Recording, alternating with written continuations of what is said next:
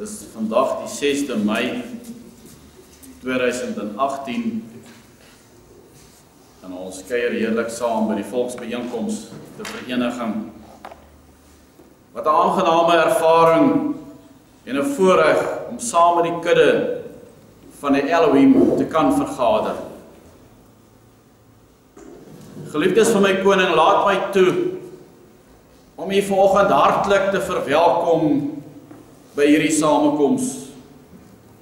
Ons dank vanoggend sy majesteit ook vir sy teenwoordigheid hier saam met ons, want hy sê mos vir ons dat hy woon onder die lofsange van sy volk. Sowel as daar waar 2 of 3 in sy naam vergader is, daar is hy teenwoordig. Die titel van my boodskap is vir baie van u dalk al baie bekend. Maar 'n mens vind dat daar baie verwarring ontstaan en dat daar baie vrae kom van die buitekant af. Baie verstaan nog steeds nie waaroor dit gaan nie. En ek dink baie keer is dit ook die tradisie wat die probleem is. Want dis hoe ons groot gemaak is. Dis hoe ons oor die jare heen ingedring is met kennis. Maar hoe weet ons dat ons besig is met die verkeerde as daar nie iemand op die pad kom en vir ons kom sê, maar staan 'n bietjie stil en keer 'n bietjie terug woord toe en gaan kyk wat die waarheid is. Daarom die titel van vandag se boodskap is: Hoe is sy naam? Hoe is sy naam? Daar is soveel verskille rondom die naam van sy majesteit, dat ek dit goed gedink het, om so 'n bietjie met u te kan gesels rondom die naam van die Almagtige. Daarom nooi ek u vandag, om 'n bietjie saam met my in die 2-spoorpaadjies, die stofpaadjie af te stap, en al die ou dogma uit te gooi, op die vloer neer te sit. Al daardie ou dinge wat in die ingebou is, kom ons sit dit vanmôre op die vloer neer. En ons luister met 'n nuwe oor. Ons kyk vanoggend met 'n nuwe oog na die woord van sy majesteit. Ons dink 'n bietjie oopkop. Ons beredeneer dit 'n bietjie logies, dat ons kan verstaan waaroor dit gaan. Sodat ons kan weet hoekom ons by die plek aangekom het waar ons wel aangekom het. En dan die seer in die hart. Dis die boete en die sisse wat nog steeds vasgevang is binne in hierdie leem. Ek luister vanmôre na 'n boodskap op pad hiernatoe. En ek sidder aan my binnekant want ek hoor is 'n leraar, is 'n oud leraar, dis nie 'n jong man nie. Wat die woord vir die volk bring en hy word oor die radio uitgesaai. Alle respek gesê. Hy is so ver van die pad af as wat kan kom. En ek sê dit met 'n seer kry in my binnekant.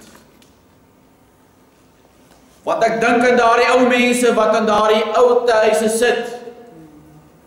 Wat in daardie versorgingseenhede sit.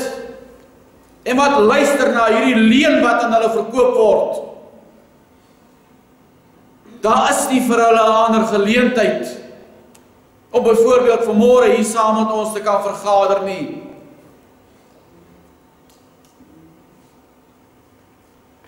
En hulle aanvaar die woord. Want onthou, dis dominee wat so sê. 'n Baie belangrike feit wat ons in gedagte moet hou is die feit dat die Bybel nie oorspronklik in Afrikaans en of Engels geskryf was nie. Die oorspronklike Bybelskrywers was Hebreërs. En dit is ook hoofsaaklik in die Hebreëus van hulle dag geskryf. Ons moet onthou, daar's 'n verskil van daai tyd tot en met nou toe die taal groei. Omdat ons nie daardie ou tale magtig is nie, is die Bybel in die hedendaagse tale vertaal. Onder andere, soos ons reeds weet, ook in Afrikaans en in Engels. Ons is dus vandag op hierdie vertalings aangewese. Die vertalers kon dus ook beïnvloed gewees het deur persoonlike idees en selfs voorkeure. Die vertaling van die Bybel was beslis nodig gewees om dit meer toeganklik te maak vir die algemene mens. Maar nou is daar nog verder gegaan. En die Bybel is ook vertaal in tale vir die vir wie dit nie bedoel is nie.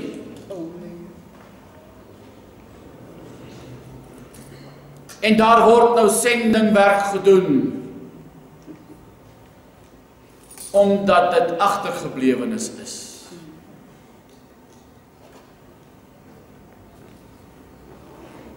Wat egter ongelukkig is die feit dat baie begrippe en woorde van die oorspronklike tale verander is.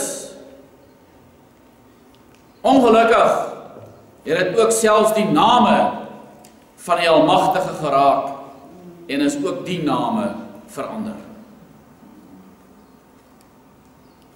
Wat egter ook die taak baie moeilik gemaak het vir die vertalers, is die feit dat die oorspronklike taal met een enkele woord baie meer kon weergee as die hedendaagse tale. 'n Baie goeie voorbeeld hiervan is die 10 gebooie. Weet u dat die 10 gebooie was aanvanklik net 10 magswoorde gewees. 10 enkelwoorde. Die vertalers moes uitbrei op hierdie woorde om die betekenis te kon weergee wat dit beteken.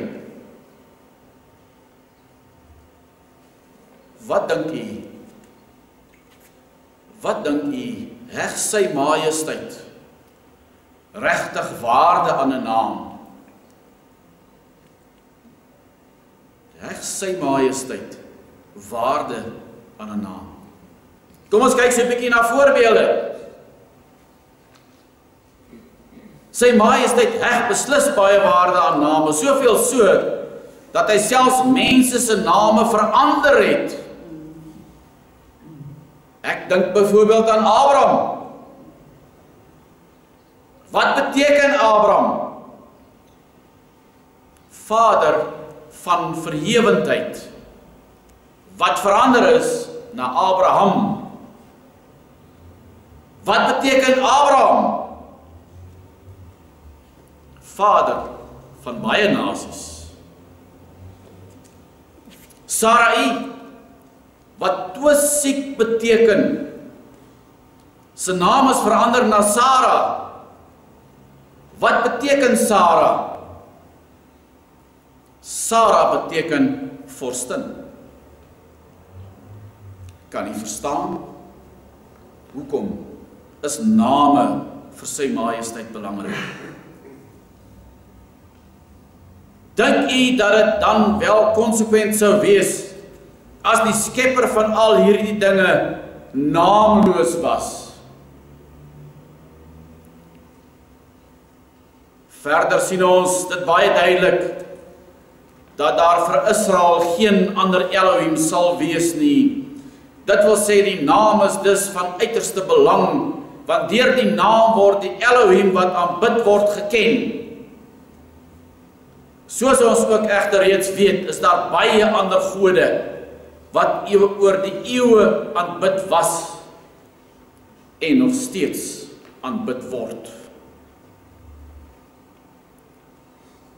Ek wil sommer met die deur in die huis val, deur vir u te vra, hoe was u geleer, wat is die naam van die Almagtige? Hoe was u geleer gewees terwyl u nog in die kerk was? Wat is sy naam? Indien u onder 'n valse lering geleer was dat die naam van die Almagtige Here is en sy seun se naam Jesus is, dan het u dit bloot so aanvaar. Want die tradisie van die voortye het ons geleer dat jy argumenteer nie met dominee of met pastoor nie. Want onthou, die man het 7 jaar geleer oor die Bybel.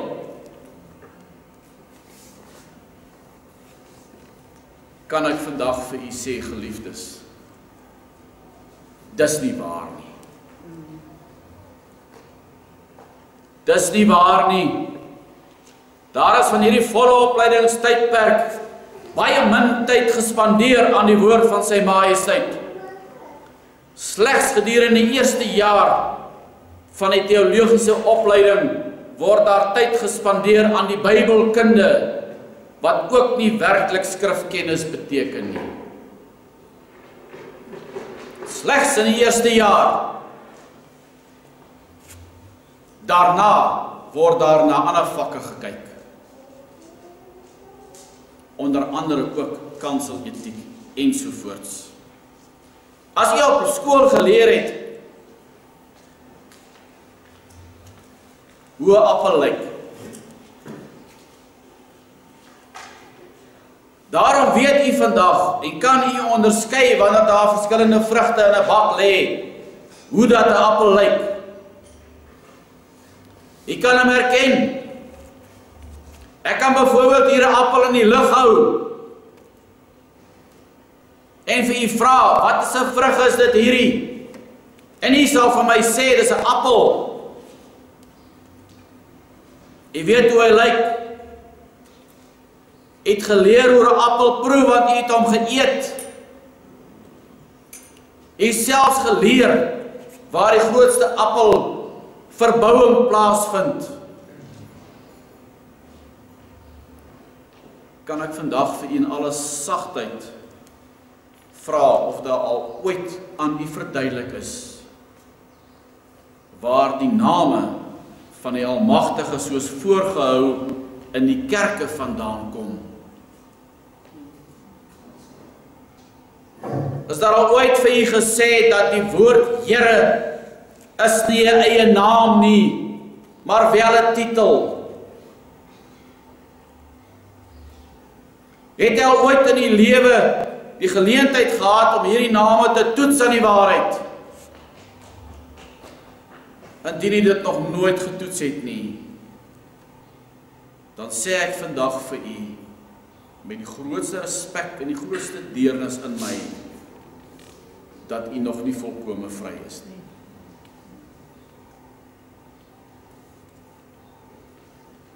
Dan pleit ek vandag by jou om die skille van die oë te verwyder, ondersoek te gaan instel met wie u besig is, want dan bid u heeltemal iemand anders as wat die woord van sy majesteit ons leer. Ek vra verskoning as ek hard op u afkom vandag, maar die tyd is ryp dat hierdie volk losgewikkel moet word uit al die rituele en die valse lering wat in haar keel afgedruk was. Word wakker en kom los. Kom vry van al hierdie verfoeisels wat aan u opgehang is. Die woord leer ons dat die waarheid sal ons vry maak. En ek loof hom en ek prys hom daarvoor. Kom in Vaders naam en soek die waarheid met u hele siel, met u hele verstand en met u hele hart.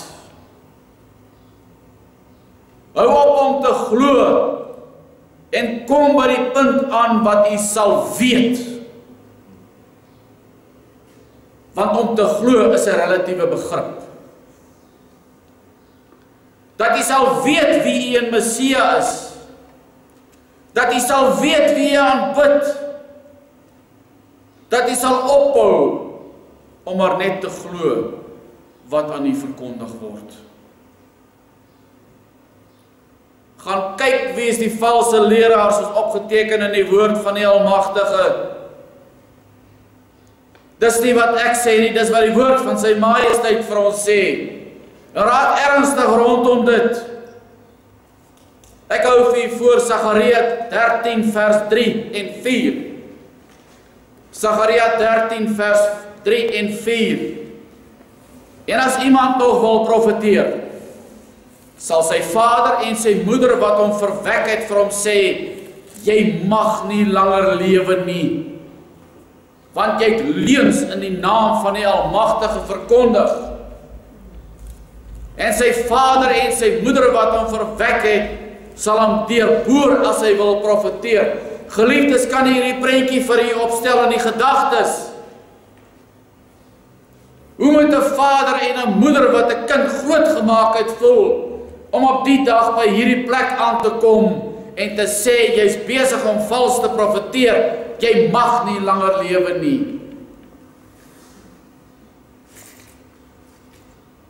Vers 4, en in die dag sal elkeen van die profete as hy profeteer hom skaam oor sy gesig, en hulle sal die harige mantel nie aantrek om te lieg nie. Kom nou, geliefdes. Kom nou. Kom nou. Kom dink so 'n bietjie nugter. Waar het jy al opgemerk dat die leraars dra 'n swart mantel? Kan ek jy help? Hy staan bekend as die toga wanneer hulle die preekstoel bestyg. Kan jy sien? Kan jy sien waar is die oog van die valse leraars?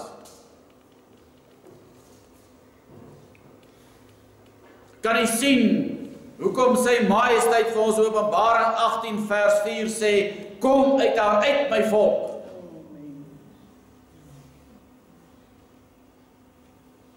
Ons medevolksgenote hou vas aan die kerke wat hulle mislei het en hulle nog steeds mislei tot vandag toe. En ja, ek luister vanmôre na hierdie boodskap op pad. En ek weet, ek is een van die wat aangeval word. Ek is een van die wat aangeval word deur die lidmate van die kerk. Maar ek kan nie verseker, ek sal nie stil bly nie. Want sy majesteit sê vir my, as jy stil bly, dan sal die klippe dit uitroep. Of hulle daarvan hou en of hulle nie daarvan hou nie, is nie my probleem nie. Val my dan maar aan. Maar om Vaders naam, kom toets die woord aan die inligting wat ek vir u deurgee. Moenie my glo nie. Moenie my glo nie. Kom eerder aan by die plek wat u sal weet wie die Almagtige is. Wat sy naam is. En wat die naam van sy seun is. Ek is 'n ronde nul. En ek maak nie saak nie. Kom en hê 'n ware ontmoeting met die Almagtige. Daar word gesê, daar is nie meer wonderwerke nie, daar gebeur nie meer wonderwerke nie. Ek wil graag vandag vra, wat die rede is, hoekom daar nie meer wonderwerke gebeur nie. Het die Almagtige verander, en daarom gebeur daar nie meer wonderwerke nie. Nee, my geliefde broer en sis, sy majesteit is nog presies dieselfde, as hy dan nie verander het nie. Wat dan wel verander? Wat het dan wel verander? Die volk het nie meer 'n verhouding met die Elohim nie. Dit het verander. Daar word deesdae al meer en meer oproepe aan lidmate gerig om terug te keer kerk toe, terwyl Openbaring 18 vers 4 vir ons vermaan om die kerk te verlaat, anders gaan ons van haar pla ontvang. Ek skud in my binnekant, wanneer ek sien dat die Bybel vir my sê dat hierdie dinge sal gebeur. Maar die ergste daarvan is, wat ek nie kan verstaan nie, is dat die woord vir ons sê dat die volk wil dit so hê.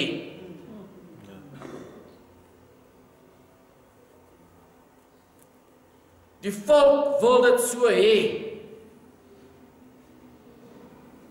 Hoeveel kettinge moet daar nog om haar voete gebind word? Hoeveel slegter moet daar nog met haar gaan, voordat sy gaan besef dat sy by die plek sal moet aankom, dat sy haar ore moet oopmaak en moet instel om die stem van die Almagtige te hoor? Hoeveel bejaardes moet nog bid met hulle lewens? Hoeveel jong vroue moet nog verkragt word? Hoeveel jong kinders moet nog daar sit en hierdie angswekkende ondervindinge deurmaak? Ek roep vandag, ek roep, o geliefde volk, ruk los uit hierdie juk van slawerny en keer terug na jou Skepper toe. Keer terug na die een toe wat jou geformeer het tussen sy vingers. Die een wat vir jou gesê het, jy is myne.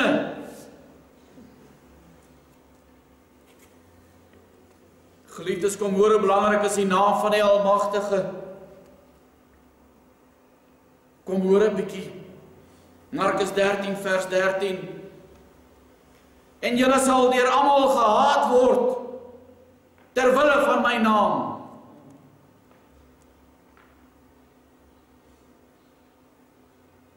Het hom gehoor. Julle sal deur almal gehaat word ter wille van my naam. Maar wie volhard tot die einde toe, hy sal gered word. Joël 2 vers 32. En elkeen wat die naam van die Almagtige aanroep, sal gered word. Want op die berg Sion en in Jerusalem sal daar ontkoming wees, soos die Almagtige gesê het, en onder die vrygeraaktes, die wat die Almagtige sal roep. Ons moet oppas op hierdie een, dat die Satan ons nie kom kaap nie. Ons moet let op met wie hy praat. Hy praat met sy volk, hy praat nie met die ander volke nie. Moenie gepootjie raak deur hierdie ene nie. Handelinge 2 vers 21. En elkeen wat die naam van die Almagtige aanroep, sal gered word, vir ons die bevestiging daarop. Dikwels hoor ek dat daar geredeneer word dat dit nie saak maak in watter naam ons sy majesteit aanbid nie. Dit maak nie saak nie, hy weet wat jy bedoel. Ja, die Almagtige ken jou hart, man. Hy weet dat daar met hom gepraat word. En weet jy wat? Ek stem saam, hy ken u hart. Hy sê vir ons dat voordat jy vra, weet ek reeds wat jy nodig het. Beteken dit dat alhoewel die name waaronder hy aanbid word verkeerd is, dit nog vir hom aanvaarbaar gaan wees nadat hierdie waarheid aan u ontbloot is. Oppas vir hierdie enetjie. Nadat hierdie waarheid aan u ontbloot is, ek kan nou nie omdraai en sê ek het nie geweet nie.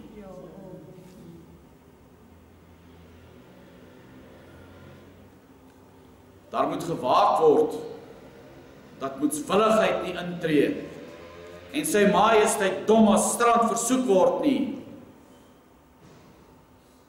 Ek kan net waarsku, hy is nie enige een se maat nie. En die waarheid is vandag aan u geopenbaar. Gaan toets dit aan die woord. Die woord leer ons dat wanneer ons onbewustelik fouteer,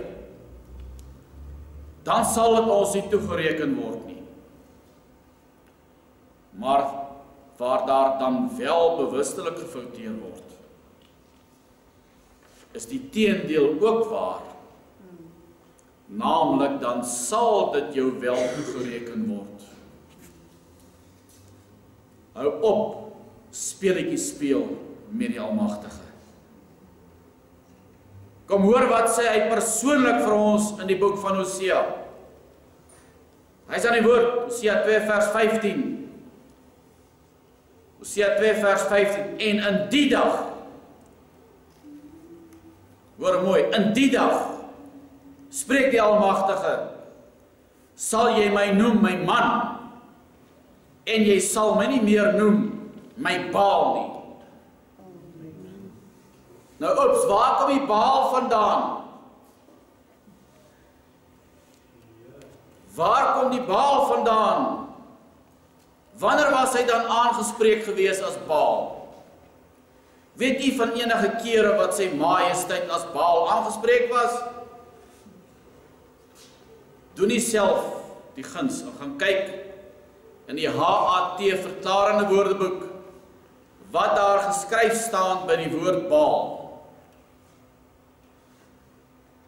Hy sê hom as volg, Baal is 'n selfstandige naamwoord, afgod, God van die Fenisiërs, voor Baal die knie buig, en afgod dien, hoor hierdie ene, die ware leer versaak. Die ware leer versaak. En dan noem ons hom ons Baal. Geer het ons nie genoeg rede om te gaan ondersoek instel of vas te stel waar dat dit nie voor Baal gebuig was en nog steeds gebuig word nie. Geer het ons nie genoeg rede om te gaan ondersoek instel en te bepaal of ons besig is om by die ware Elohim van Isak en Jakob te aanbid nie.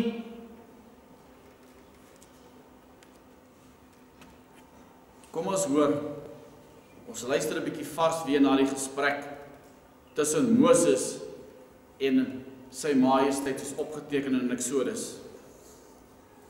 Kom jy met my bly geliefdes. Exodus 3 vers 13 tot en met 15.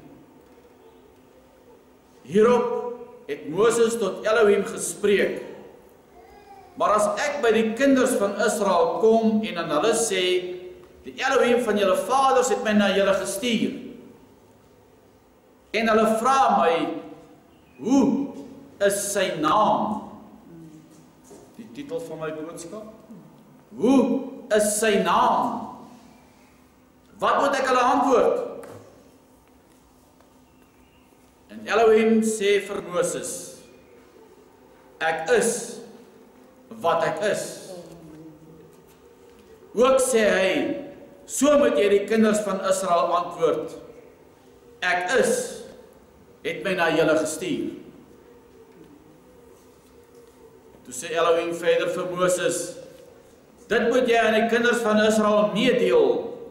Majesteit Jahwe, die Elohim van julle vaders, die Elohim van Abraham, die Elohim van Isak en die Elohim van Jakob, het my na julle gestuur. Dit is my naam vir ewig, en dit is my gedenknaam van geslag tot geslag. Op hierdie punt, geliefdes, wil ek graag vir u die uitleg doen van hierdie uiters belangrike verklaring waarna ons so lank gesoek het, wat die algemene kerklidmaat nie kry nie.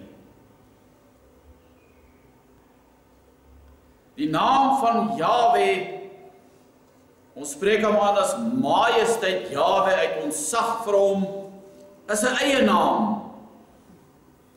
Die eerste gedeelte van die naam Jahwe, naamlik Ja, beteken is. Ja beteken is. In Hebreëus beteken ja is. En Jahwe beteken in Hebreëus ek is wat ek is.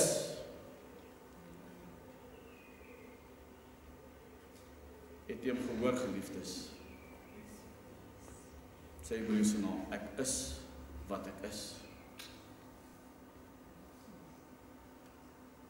Hierdie begrip, naamlik ek is wat ek is, word deur alle diep ondersoekende studente van die geskrifte aanvaar as die eie naam van die Almagtige. Geen mens het die reg om hierdie naam te verander of te vertaal nie.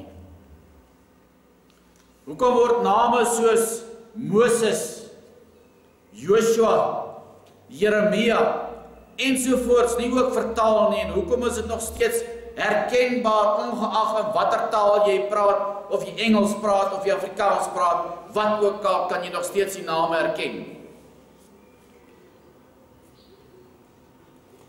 As gevolg van die feit dat die Hebreëse geskrif sonder klinkers geskrywe is daar verskille oor hoe die konsonante letters uitgespreek word.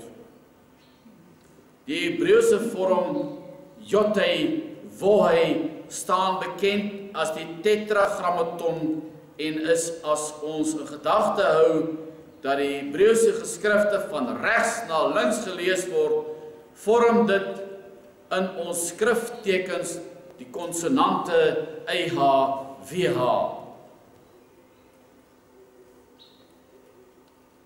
In ons Afrikaanse taal word hy uitgespreek as Jahwe. En orals waar die naam in die geskrifte voorgekom het, is hy vertaal met Here in hoofletters. Wat weer afkomstig is van die woord Lord in Engels. So met hierdie inligting tot ons beskikking, weet ons nou dat Here geen naam is nie, maar wel 'n titel is. Ook vir mense. En staan op dieselfde vlak as meneer, of dokter, of professor. Vroeger het dit selfs gestaan op kleedkamers vir mans se naam. Selfs wanneer daar na die verklaring van die woord Jahwe gekyk word in die HAT verklarende woordeboek, dan beskryf die HAT as volg. Hoor 'n bietjie mooi, naam van die Elohim van Israel. Hy staan so in die verklarende woordeboek. Jy kan hom gerus gaan opsoek. Gewoonlik aangedui deur 'n woord met die 4 letters. Hier kom die Engels en die Afrikaans in wat dan die verskil is tussen die Y en die J. JHWH, waarvan die uitspraak onseker is omdat die Israeliete uit ontzag die heilige naam nie wou uitspreek nie. Die vraag waarvoor ons vandag te staan kom, is of enige iemand die reg het om hierdie naam, wat oorspronklik aan Moses gegee is, weg te vertaal, oor te vertaal, of te vervals. Die vraag laat die woord van Elohim maar self praat, sodat jy kan sien hoe gruwelik ons deur die jare heen bedrieg is. Ons kyk na Eksodus 20 vers 7. Eksodus 20 vers 7. En hoor 'n bietjie mooi wat sê hy. Jy mag die naam van Majesteit Jahwe jou Elohim nie ydelik gebruik nie. Majesteit Jahwe sal een wat sy naam ydelik gebruik, nie ongestraf laat bly nie. Wanneer hierdie gedeelte direk uit Hebreëus getranslitereer word, lees hierdie vers as volg, en hoor 'n bietjie mooi. Jy mag die naam van Jahwe jou Elohim, die enkelvoud, nie verydel nie, want Jahwe sal een wat sy naam verydel, nie ongestraf laat bly nie. My geliefdes, wat beteken die woord verydel?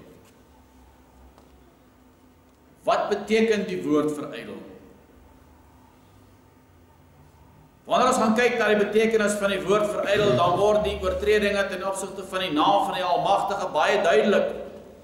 Ja, AT weer eens verklarende woordeboek sê hom as volg: laat misluk, tot niet maak. Onthou, ons praat van sy naam, wat nie uitelik gebruik mag word. Teleurstel, frustreer, iemand se planne verydel, verydelde hoop.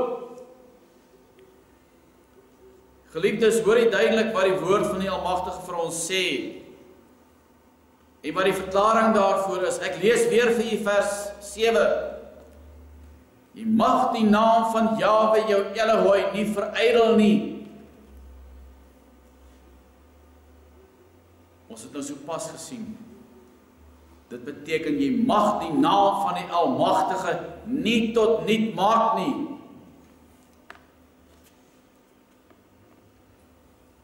Natuurlik is sy ware naam tot niet gemaak as gevolg van die feit dat sy naam met 'n ander een vervang is. Die vertalers het dus sy onvertaalbare naam Jahwe tot niet gemaak.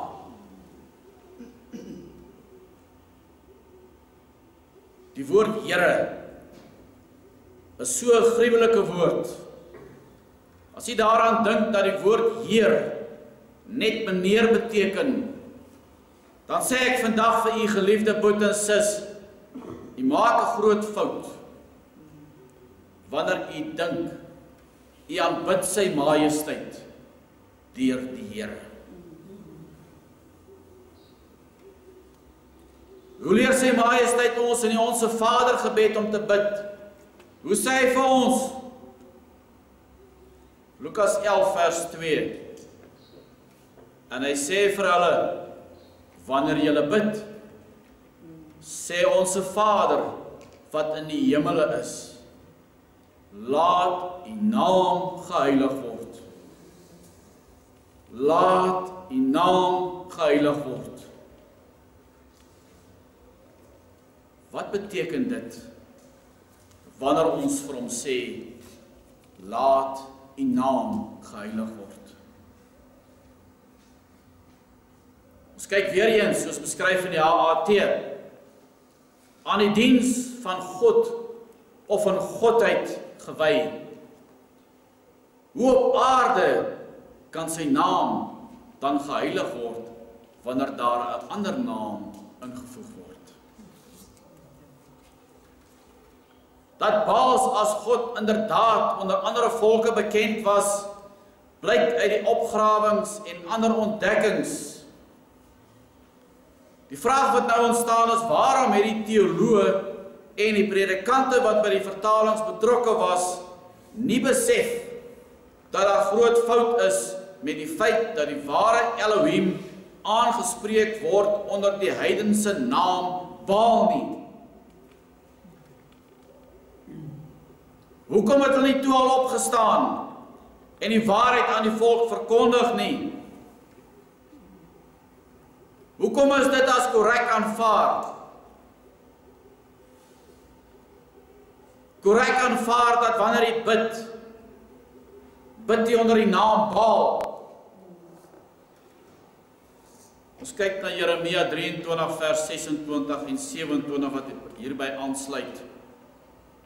Jeremia 23 vers 6 en 27.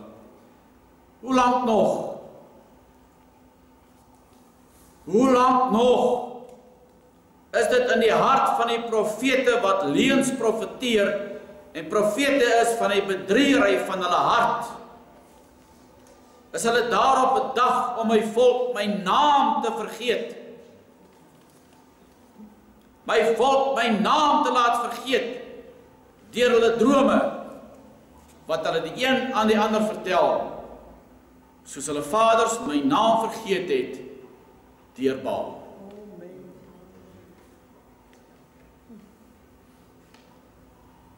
Ekskuus tog. Ek sê weer, geliefdes, Moenie my glo nie. Glo die Elohim. Hy is die een wat vir ons die pad aandui. Ek is maar net die kleine instrumentjie in sy hand, en ek eer en ek loof en ek dank hom daarvoor. Die Adamiese volk ken vandag nie meer sy korrekte naam nie, want die profete en die priesters het die ware naam van Jahwe doelbewus gaan vervang met Baal.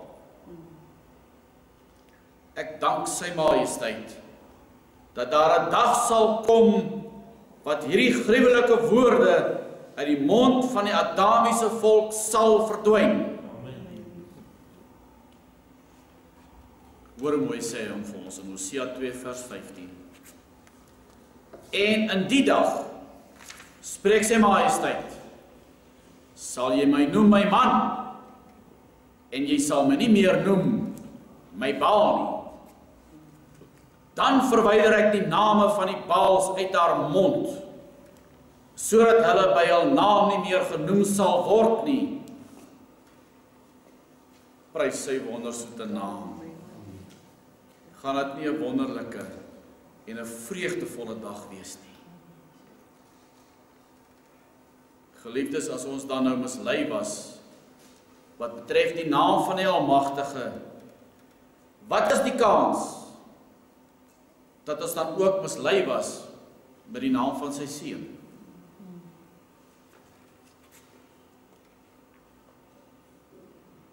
Ons kyk na Matteus 21 vers 9. En die skare wat voorgeloop en die wat gevolg het uitgeroep en gesê, Hosanna vir die seun van Dawid.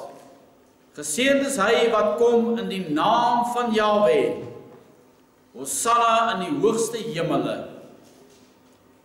Hier sien ons duidelik die een uitstaande eienskap van die ware Messia, die gesalfde sou wees, dat hy in 'n spesifieke naam sou kom. Dus spesifiek met die naam genoem sou word, wat hom sou onderskei van al die valse Christusse wat opgestaan het en wat nog sou opstaan. In hierdie spesifieke naam sou hy dus al sy wonders doen. Hy verklaar egter die volgende in Johannes 5 vers 43. Ek het gekom in die naam van my Vader, en julle neem my nie aan nie. Maar hoor hierdie skok. Hoor hierdie skok. As 'n ander een in sy eie naam kom, hom sal julle aanneem.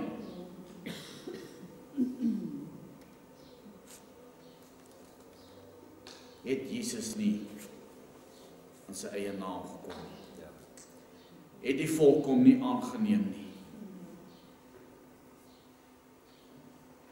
Hierdie is seker die duidelikste aanduiding wat die Seun vir ons gee oor die feit dat die hele Christendom met 'n ander naam sal noem en hierdie naam sal aangehang word. Die naam Jesus het absoluut niks te doen met die naam van die Vader, naamlik Jahwe nie. Nou, hoe op aarde kan hy in die naam van die Vader kom, as sy naam nie verwant of dieselfde is as die van ons Vader nie?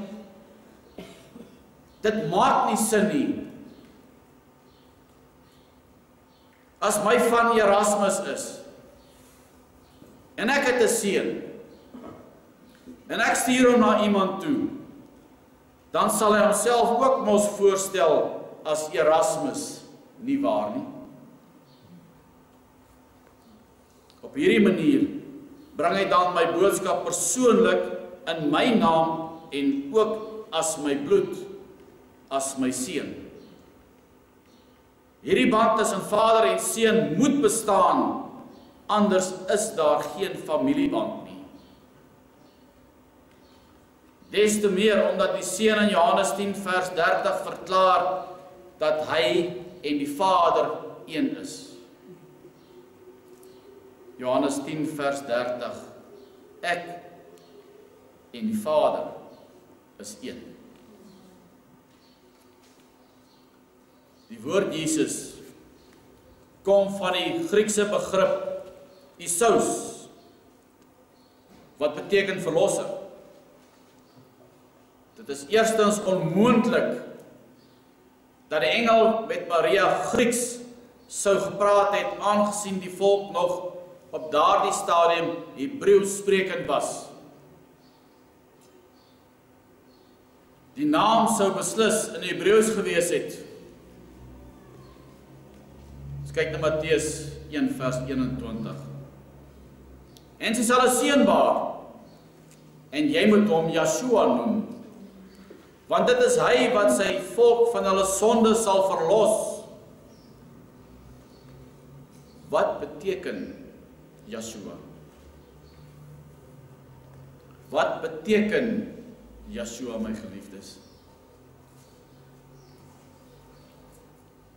Yeshua beteken Yahweh verlos. Handelinge 26 vers 14.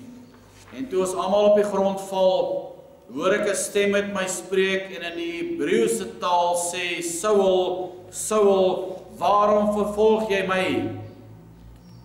Dit is hard vir jou om teen die prikkels te skop. Toe sê ek, wie is u? En hy sê, ek is Jesus wat jy vervolg.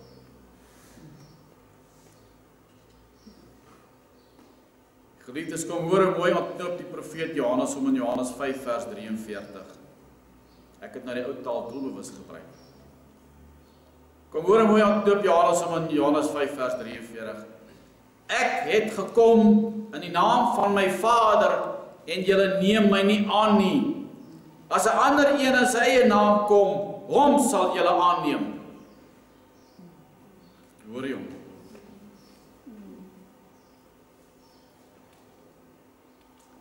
Die naam van die Vader is Yahweh, Majesteit Yahweh, nie waar nie. Die naam van ons verlosser kan dus nie Jesus wees nie, want Jesus het geen verband of koppeling met die Vader nie. Yahweh is die verlosser, is die Vader en Yeshua, Yahweh is die Vader en Yeshua beteken Yahweh verlos. Die vergrieksing van die naam van ons verlosser het nie ook net toevallig by die naam Jesus uitgekom, as wat dit op die oog af lyk nie. In die Latynse Vulgaat, die Bybel wat te Nicee deur Konstantyn vrygestel is, word die verlosser se naam geskryf as Isus.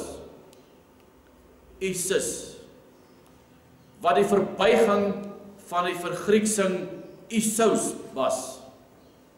Dit is later in die ander westerse tale verander na Jesu en later na Jesus toe.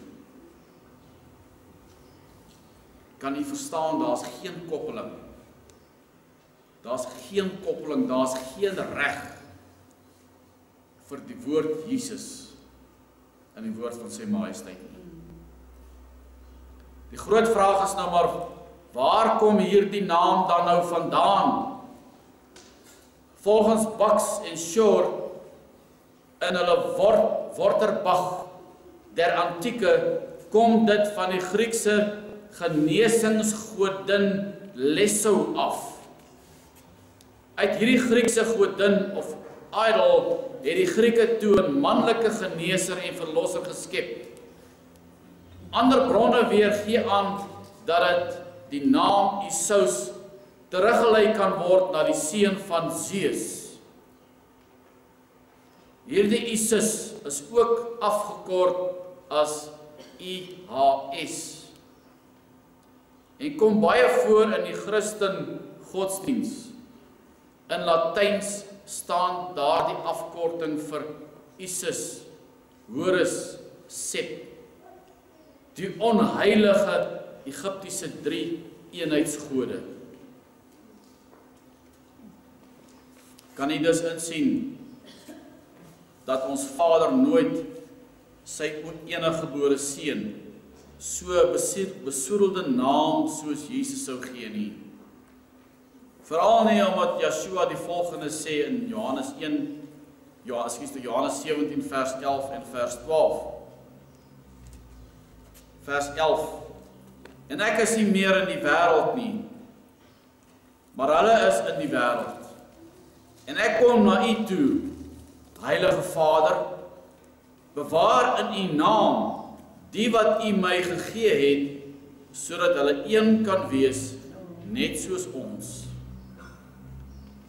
Toe ek saam met hulle in die wêreld was, het ek hulle in u naam bewaar. Hoor 'n bietjie hoe belangrik. Het ek hulle in u naam bewaar. Oor die wat u my gegee het ek gewaak.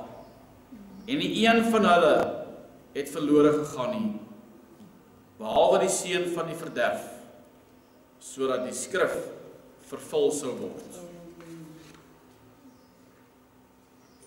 Hier is dus 'n baie pertinente bewys dat die seun van Elohim dieselfde naam as die Vader dra.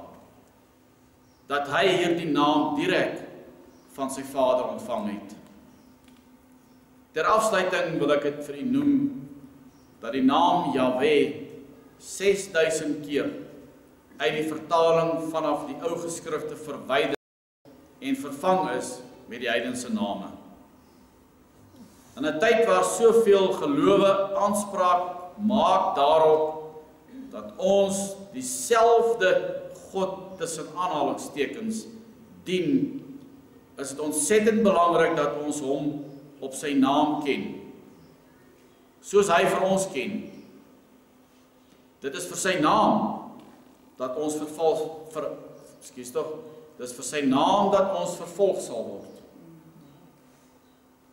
Want ons sal nooit 'n valse redding deur enige naam kan aanvaar nie.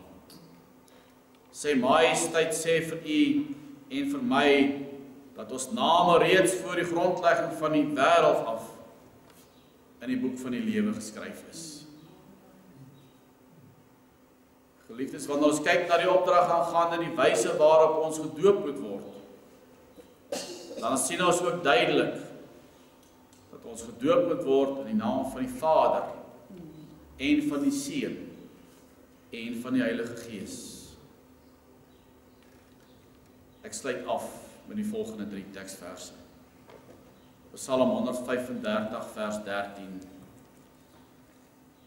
O Majesteit Jahweh, u naam is tot in ewigheid. U gedenknaam, o Majesteit, van geslag tot geslag. Hosea 12 vers 6. Majesteit Jahweh, Elohim van die leerskare, Majesteit Jahweh is sy gedenknaam. Esegiel 39 vers 7. En ek sal my heilige naam bekend maak onder my volk Israel, en sal my heilige naam nie meer laat ontheilig nie, en die nasies sal weet dat ek die heilige is, die heilige in Israel. Amen.